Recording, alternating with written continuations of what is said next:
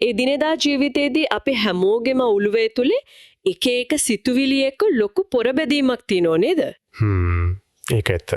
සමහර වෙලාවට එකම දේ ගැන ආයෙ හිතනවා, එකපාරට තරහක් එනවා, කරන දේ ගැන සැකයක් හිතනවා. ඔව්. හරියට මනසට දාපු බරක් වගේ. හරියටම. ඉතින් මේවෙන් ගැලවෙන්නේ කොහොමද?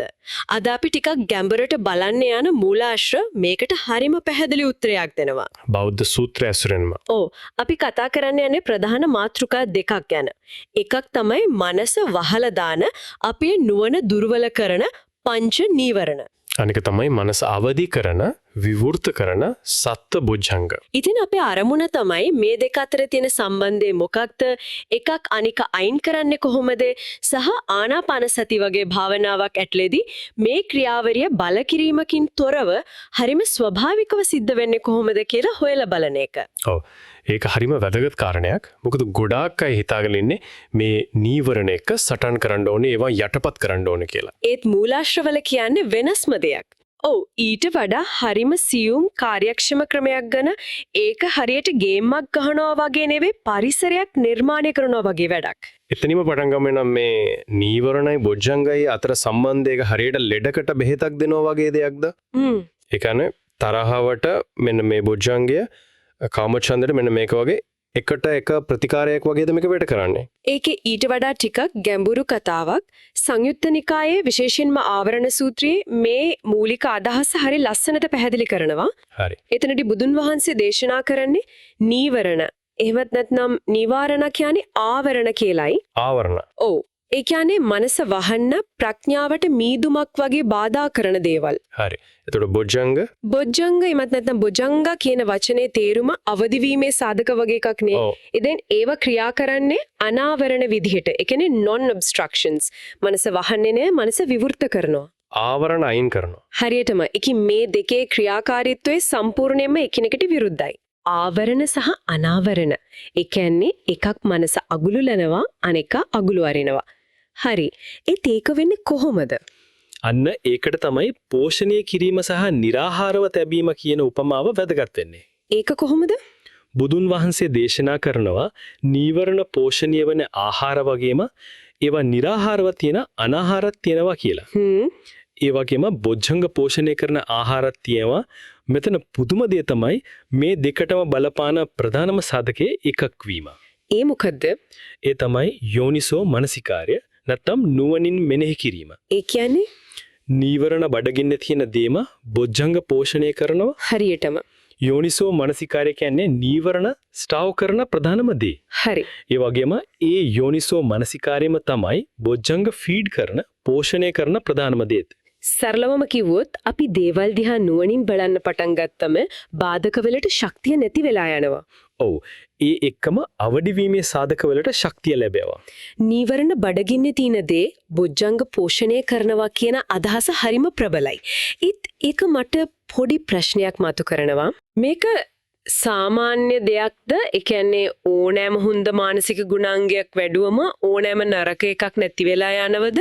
එහෙම නැත්නම් කාමච්ඡන්දයටම විශේෂිත බොජ්ජංගයක්, තරහවටම විශේෂිත එකක් වගේ නිශ්චිත සම්බන්ධතා මූලාශ්‍රවල පෙන්වා දෙනවද? හරිම හොඳ ප්‍රශ්නයක්.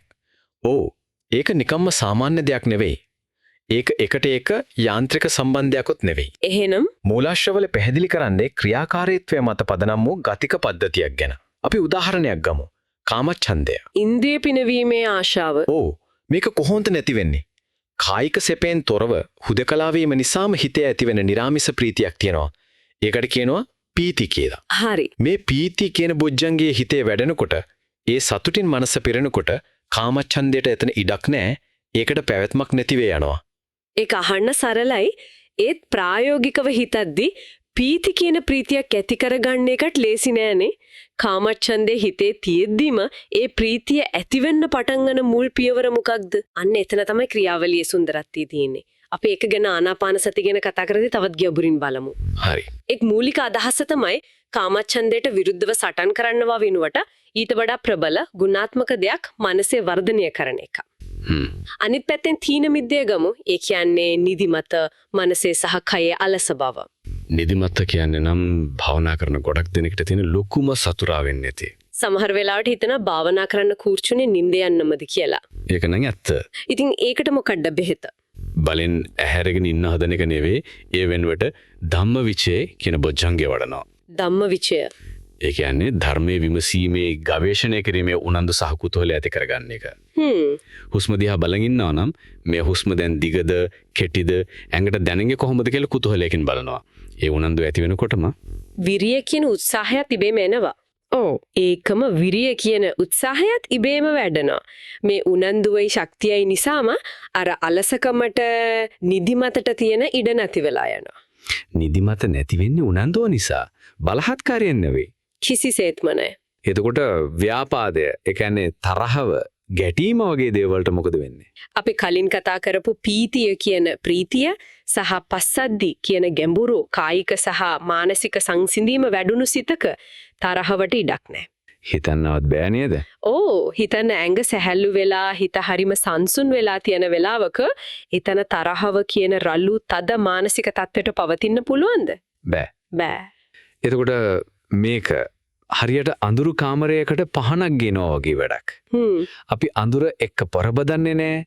අඳුර එලවන්නේ නැහැ. අපි කරන්නේ ආලෝකය ගේන එක විතරයි. ආලෝකය එනකොටම අඳුරට ඉන්න තැනක් නැති වෙනවා. ඒක තමයි. ඒ කියන්නේ නීවරණ කියන්නේ අඳුර නම් බොජ්ජංග කියන්නේ ආලෝකය. ඊ타මත්ම හොඳ උපමාවක්. හරියටම සිද්ධ වෙන්නේ ඒක. ඒක හරිම පුදුමසහගත අදහසක්. අඳුර එක්ක සටන් කරනව වෙනුවට ආලෝකය ගේනවා කියන එක. ඒත් මට හිතෙනවා ගොඩක් දෙනෙට ප්‍රශ්නයක් වෙන්නේ හරි මම කොහොමද මේ ආලෝකය ගේන්නේ කියන එක. ප්‍රායෝගිකව ආනාපාන සති වගේ ප්‍රායෝගික දෙයක් ඇතුලේ මේක ඇත්තටම සිද්ධ වෙන විදිහ ගැන මූලාශ්‍රවල පැහැදිලි කරනවාද? අනිවාර්යෙන්ම මජ්ක්‍ධිම නිකායේ ආනාපාන සති සූත්‍රයේ මේ ස්වභාවික ක්‍රියාවලිය හරිම ලස්සනට පියවරෙන් පියවර විස්තර කරනවා. ඒක හරියට බීජයක් පැලවෙනවා වගේ. අපි එකපාරටම ඩහක් හදන්නේ නැහැ. අපි බීජය හිටවලා අවශ්‍ය පරිසරය හදලා දෙනවා. කොහොමද ඒක පටන් ගන්නෙ? මොකක්ද පළවෙනි පියවර? පළමුවෙන්ම වැඩෙන්නේ සති සම්බෝධ්‍යංගය. සිහිය. ආනාපාන සති වඩන කෙනා හුස්ම පිළිබඳව අඛණ්ඩ සිහිය පිහිටුව ගන්නවා. දැන් හුස්ම ගන්නවා, දැන් හුස්ම පිට කරනවා. එතකොට හිතේ කෙතැනක නවතිනවා. මේ සිහිය පිහිටවනකොටම විචිකිච්ඡා කියන සැකය සහ උද්දච්ච කියන සිතේ නොසන්සුන්කම දුර්වල වෙන්න පටන් ගන්නවා. මොකද අත්දැකීමෙන් යමක් දකිනකොට ඒ ගැන තර්ක කර ඉන්න අවශ්‍යතාවයක් නැති නිසා. සිහිය කියන්නේ අත්තිවාරම වගේ. ඒක ස්ථාවර වුණාට පස්සේ මොකද වෙන්නේ? ඒ සිහිය ස්ථාවර වෙනකොට දෙවනුව ධම්මවිචය කියන බොජ්ජංගේ වැඩෙන්න පටන් ගන්නවා. විමසීම. මෙතනදි වෙන්නේ හුස්මේ ස්වභාවය නුවණින් විමසීමක්. නිකම්ම හුස්ම දිහා බලන ඉන්නව නෙවෙයි. මේ හුස්ම දිගද, කෙටිද, සියුම්ද, ගොරෝසුද කුතුහලයකින් බලනවා. මේ වගේ කුතුහලයකින් විමසනවා.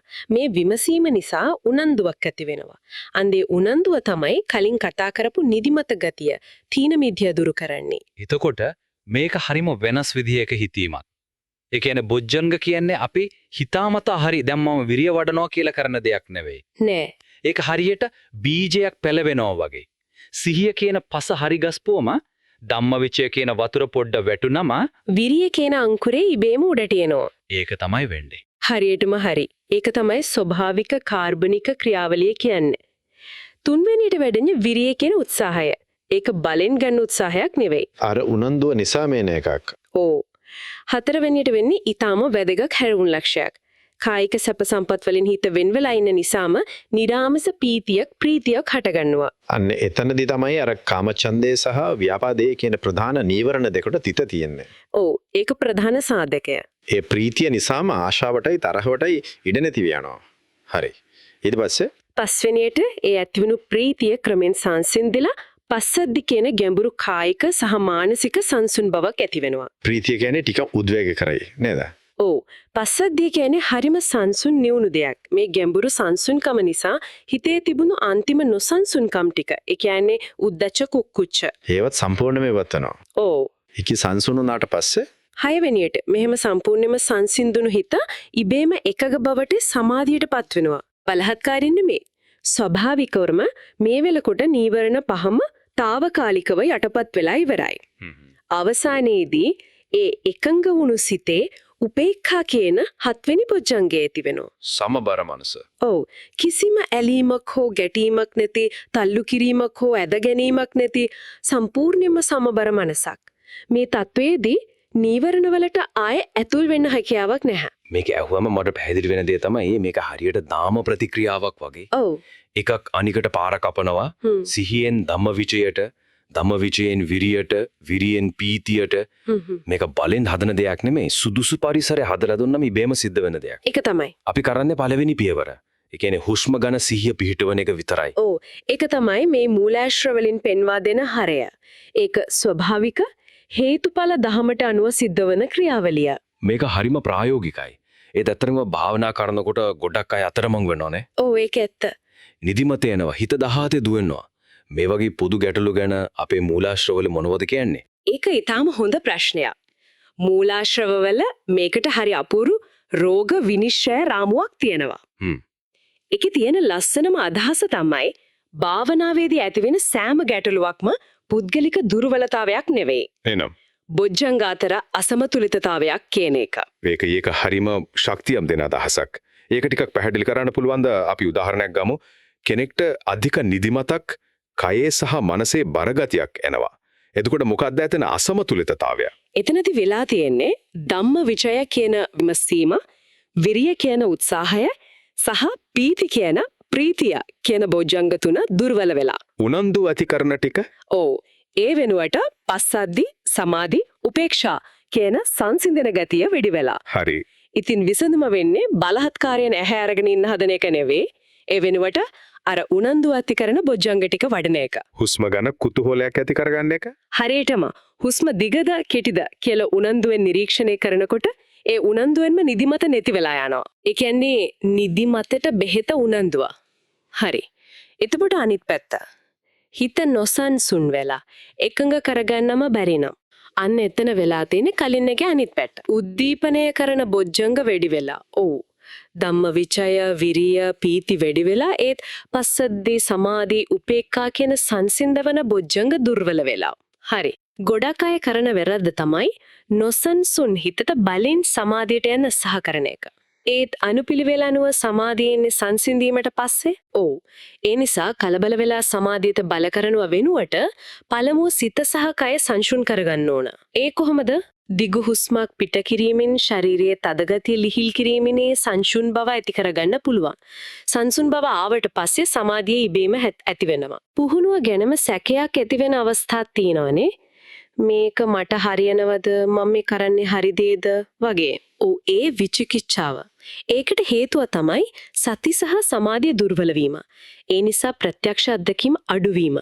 ඉතින් ඒකට මොකද කරන්නේ? ඒකට විසඳුම පොත්පත් කියවන එකවත් තර්ක කරන එකවත් නෙවෙයි. නැවත මූලික සිහිය පිහිටුවීමට යොමු වන එක. ආයෙත් හුස්ම වෙතටම හිත ගේන එක. ඔව්.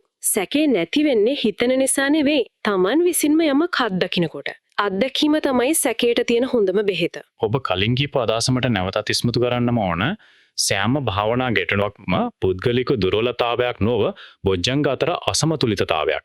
මේක ඇත්තටම හරිම කරුණාවන්ත දෘෂ්ටියක්. මම වැඩක් නෑ මට භාවනා කරන්න බෑ කියලා Tamanටම දොස් පැවරා ගන්නවා වෙනුවට. ඔව්. මගේ හිතේ දන් සංසිඳන ගතිය මදි. ඒ නිසා මම මේකට අවධානය දෙන්න ඕනේ කියලා නුවණින් වැඩ කරන්න පුළුවන්. ඒක තමයි නුවණින් කටයුතු කිරීම. ඒක තමයි යෝනිසෝ මනසිකාරය. අද මේ සාකච්ඡාවෙන් හරිම පැහැදිලිව පෙනී ගිය දෙයක් තමයි අපේ මනසේ ඇතිවන බාධක එක්ක පොරබදනවට වඩා ඒවට පැවතිය නොහැකි මානසික පරිසරයක් ගොඩනැගීම කොච්චර ඵලදායීද කියන එක. ඒක තමයි. ආනාපාන සති භාවනාව කියන්නේ ඒ පරිසරය කිසිම බලකිරීමකින් තොරව ස්වභාවිකවම පියවරෙන් පියවර නිර්මාණය කරන ක්‍රියාවලියක්. ඔව්. අවසාන වශයෙන් මේ මූලාශ්‍ර තවත් එක් වැදගත් කරුණක් මතු කරනවා. ඒ මොකද්ද?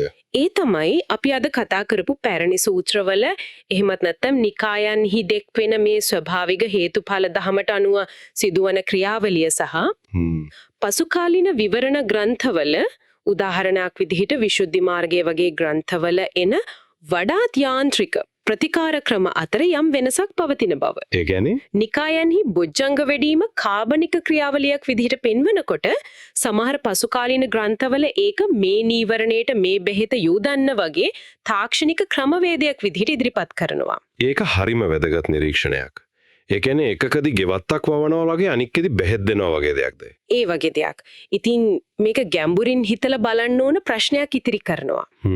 යම් පුහුණුවක් ස්වභාවික ක්‍රියාවලියක් විදිහට නිරීක්ෂණය කරන එකයි ඒක තාක්ෂණික ක්‍රමවේදයක් විදිහට යොදන එකයි අතර තියෙන වෙනස අපේ අවබෝධයට සහ පුහුණුවේ ප්‍රතිඵලයට බලපන්නේ කොහොමද? ඒ කියන්නේ මෙනෙහි කරන එකත් මේ ගමනේම කොටසක්. ඔව් ඒක ඇත්ත.